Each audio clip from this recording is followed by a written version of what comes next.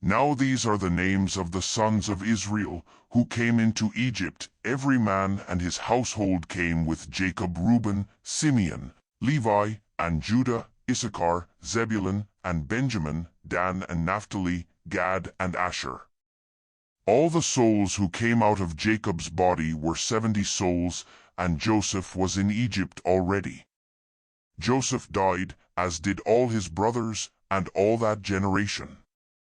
The children of Israel were fruitful and increased abundantly, and multiplied, and grew exceedingly mighty, and the land was filled with them.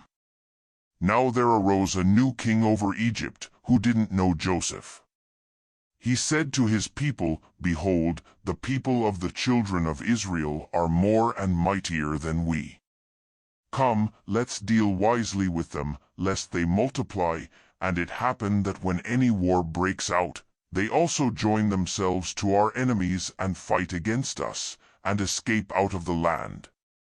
Therefore they set taskmasters over them to afflict them with their burdens. They built storage cities for Pharaoh, Pithom and Ramses. But the more they afflicted them, the more they multiplied and the more they spread out. They started to dread the children of Israel. The Egyptians ruthlessly made the children of Israel serve, and they made their lives bitter with hard service in mortar and in brick, and in all kinds of service in the field, all their service, in which they ruthlessly made them serve.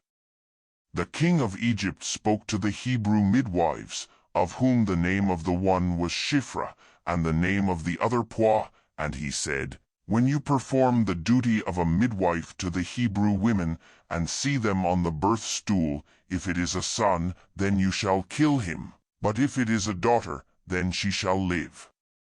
But the midwives feared God, and didn't do what the king of Egypt commanded them, but saved the baby boys alive. The king of Egypt called for the midwives and said to them, Why have you done this thing and saved the boys alive? The midwives said to Pharaoh, Because the Hebrew women aren't like the Egyptian women, for they are vigorous and give birth before the midwife comes to them. God dealt well with the midwives, and the people multiplied and grew very mighty. Because the midwives feared God, he gave them families. Pharaoh commanded all his people, saying, You shall cast every son who is born into the river, and every daughter you shall save alive.